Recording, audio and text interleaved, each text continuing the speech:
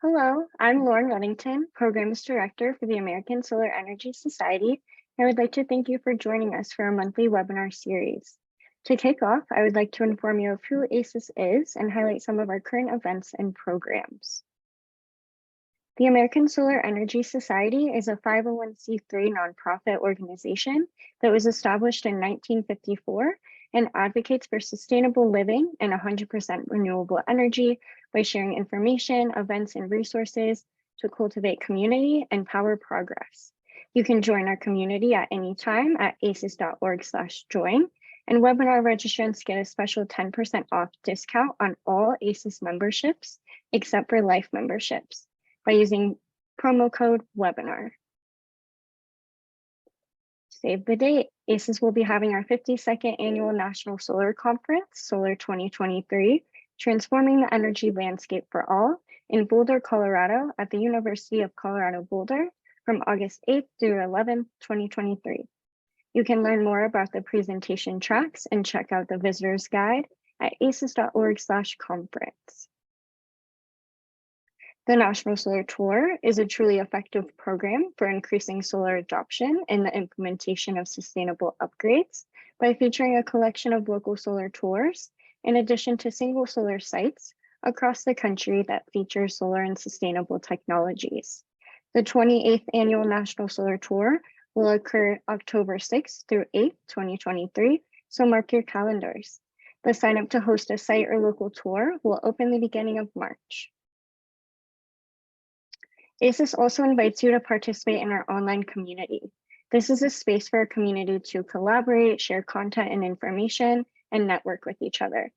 We have recently launched our Mentor Match program in our online community in hopes of facilitating mentor and mentee relationships to enhance personal and professional development. Be sure to hop online and start engaging at community.ases.org.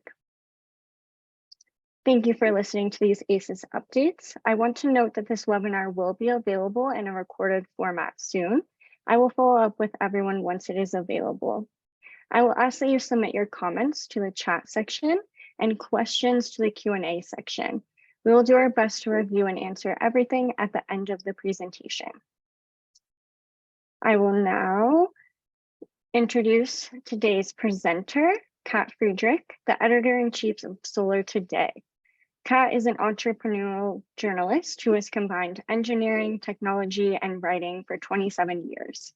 She has written and/or edited for the Northeast Sustainable Energy Association, Popular Mechanics, Renewable Energy World, Youth Build USA, Yale Center for Business and the Environment, the University of Wisconsin-Madison, the University of Texas at San Antonio, the Hispanic Association of Colleges and Universities, Hoffman Power Consulting, Conservation Services Group, Energy News Network, Microgrid Knowledge, and the American Council for an Energy Efficient Economy.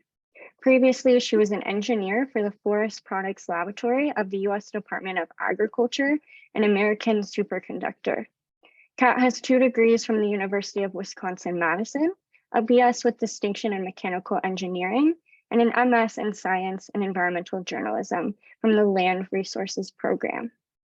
I will now turn it over to Kat.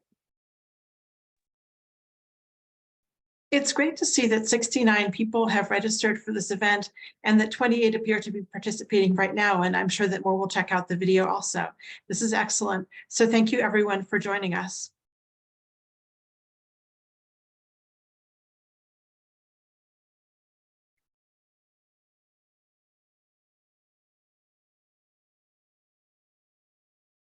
So let's talk about how to write for Solar Today. This is a screenshot of our Piece Through Solar Power issue from last year. So to begin with, let's discuss why it's important to write opinion pieces.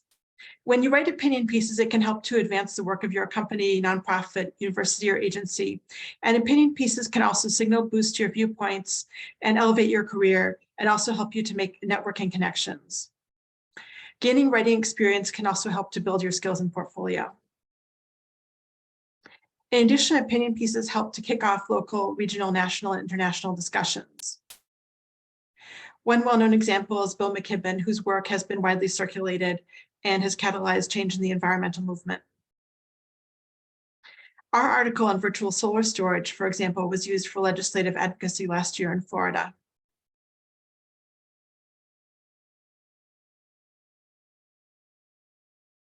When we look at optimizing the impact of op-eds, it's important to focus on topics that have application and impact, and also to write about topics related to your work. So you should, when you're thinking about how to frame an article, brainstorm an entertaining way to frame your most important findings, and also focus on what's of most interest to readers. It's good to link your issue explicitly to something that's happening right now in the news. So here's the basic framework for op-eds. You should start with a strong introduction that grabs the reader and encourages them to read on, including vivid language, metaphors, and timely references.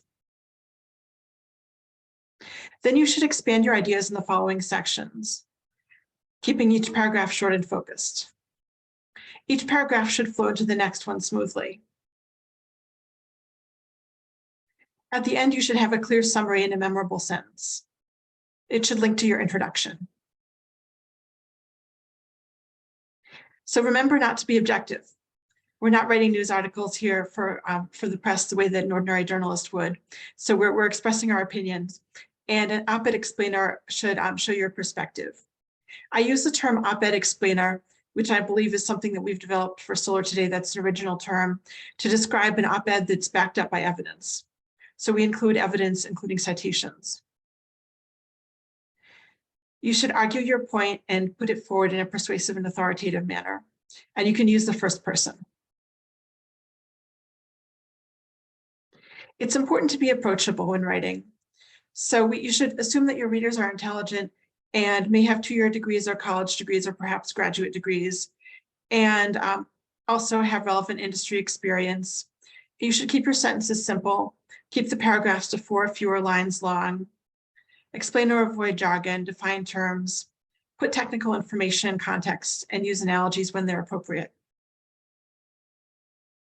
Visual communication is key to the success of journalism. You should use high resolution and well-composed images. We provide image specifications for writers. And other graphical features such as tables, infographics, etc., can also add value. It's important to give credit to your sources. You should seek out primary sources for information that is not common knowledge to people in the solar industry. And use tiny URL to shorten your endnote links. We do not include anonymous or pseudonymous sources. Here's a tiny URL example here at the bottom. We want to have constructive relationships with our writers, sources, and audiences, and we want to cultivate positive media ethics. So we want to run our publication in a way that is transparent to some extent and also is credible, accurate, and has a good reputation. We provide guidelines for writers with more details on how to meet these goals. And we also talk about our ethics criteria online.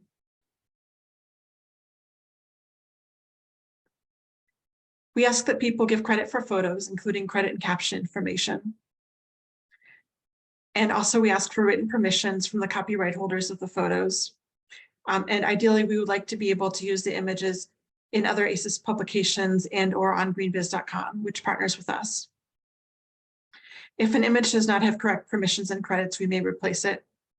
We may also pass on legal fees for images where the copyright has not been respected.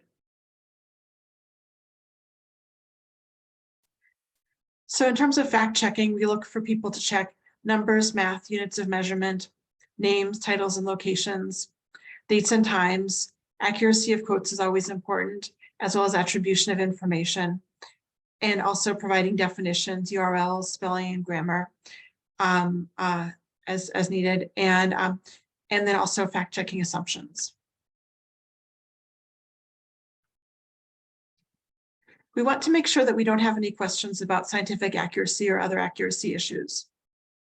So we edit articles to make sure that we don't have too many issues of this kind. Ideally, we'd like to minimize them and have 0. We don't have insurance to cover errors and omissions lawsuits, so we can't provide legal defense to our writers in that regard. We try to remove copy that we think might lead to lawsuits. We also may remove statements that are not scientifically accurate or logically supported. We also, to make sure that we're not having errors due to automatic transcription or AI, ask that contributors not use Otter or ChatGPT or similar tools.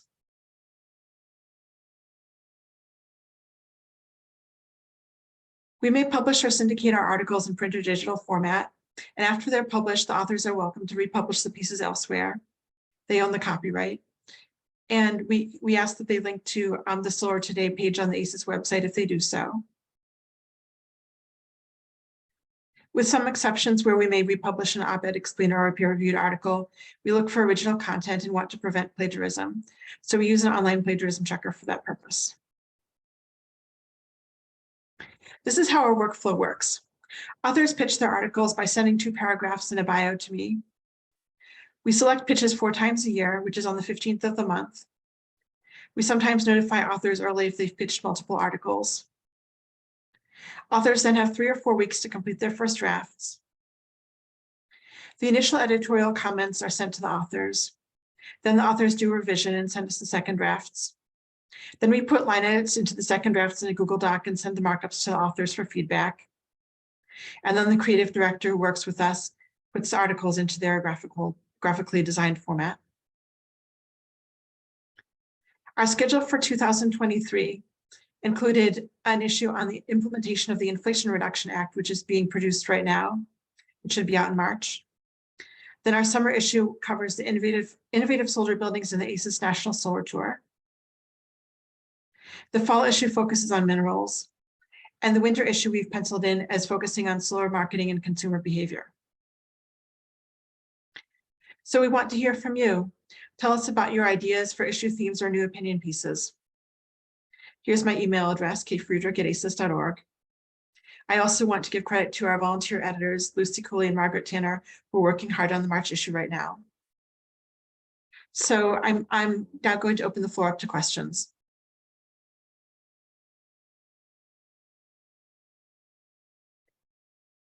Thanks, Kat, and I encourage you all to add your questions to the Q&A function.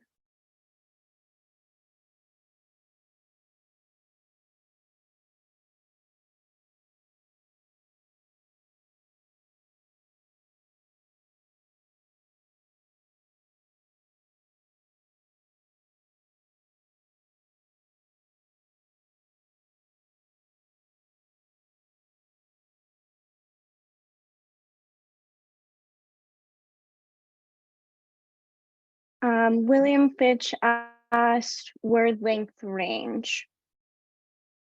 The length range is 750 to 2,500 words. And Richard asked, could you put up the last slide with the focus of your 4 issues?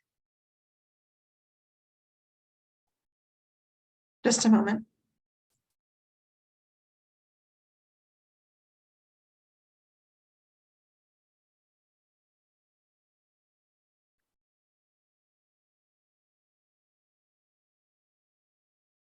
Can you see that?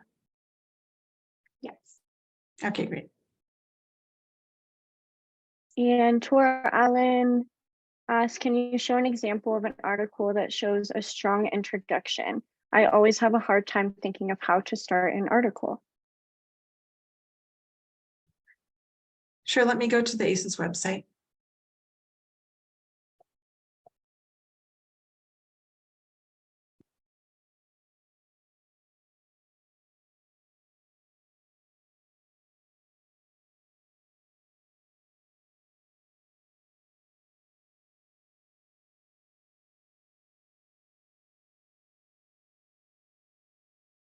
Let's see, we have a few that might be good examples here. I'm going to go to this one from the Club of Rome.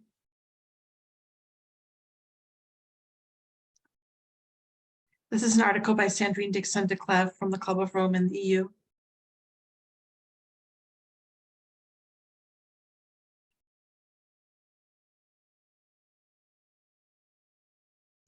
So when you read those first few paragraphs, you can see the angle that she's taking.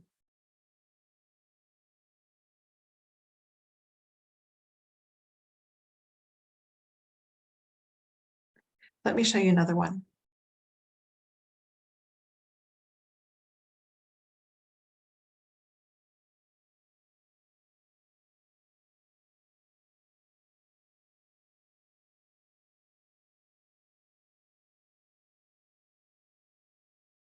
This is a good beginning too. This article is by Richard Heinberg from the Post Carbon Institute.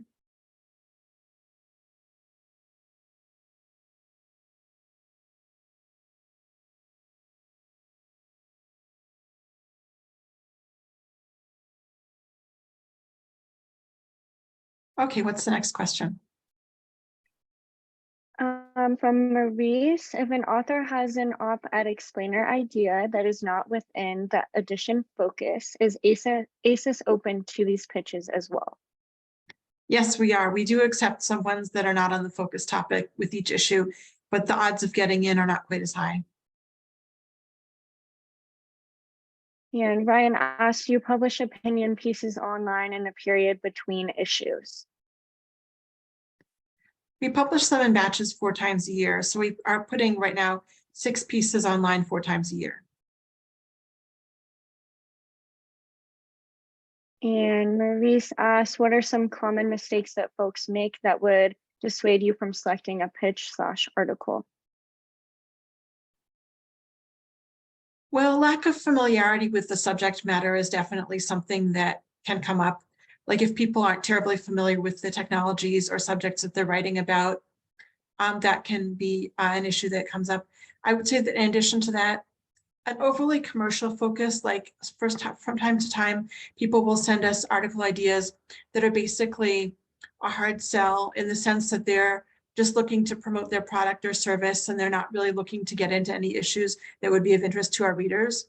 So I would say if things are a bit too salesy, that can sometimes be, I would say, a disincentive.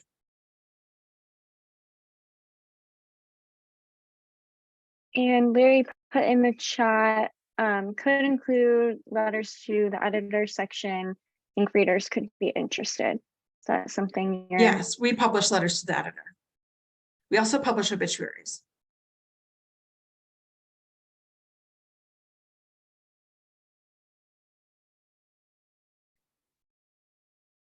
Great. That looks like all the questions and comments we have for now.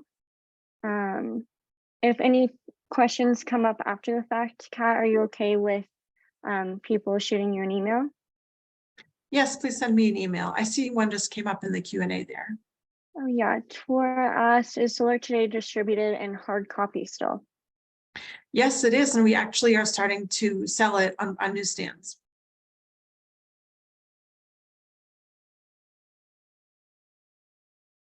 Great. Well, thank you so much, Kat, for your informative presentation, and thank you all for attending this month's webinar. I hope to see you all at our next one next month, and I hope you have a great day.